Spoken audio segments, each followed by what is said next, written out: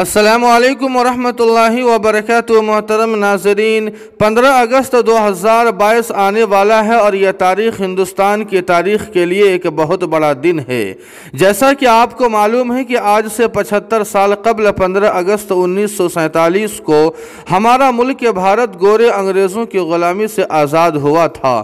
اسی مناسبت سے مرکزی حکومت نے ہر گھر ترنگا کی ایک مہم شروع کی ہے، جس کے تحت گزشتہ کل 11 اگست 2022 بروز جمعرات کو بی جے پی اقلیتی مورچہ کے صدر جمال صدیقی صاحب ام المدارس دارالعلوم دیوبند پہنچے اور وہاں پہنچ کر حضرت مولانا منیر صاحب عثمانی اور مولانا سلمان صاحب بجنوری نقشبندی استاذ دارالعلوم دیوبند سے ملاقات کی۔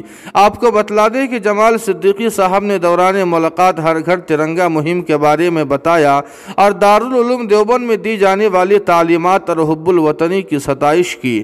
اس موقع پر حضرت مولانا منیر صاحب عثمانی اور حضرت مولانا سلمان صاحب بجنوری نقشبندی نے جمال صدیقی صاحب کا استقبال کیا اور دارالعلوم دیوبند کی پرانی اور تاریخی عمارت کے سامنے تصویریں بھی کھنچوائی ہے، جسے آپ اسکرین پر دیکھ سکتے ہیں۔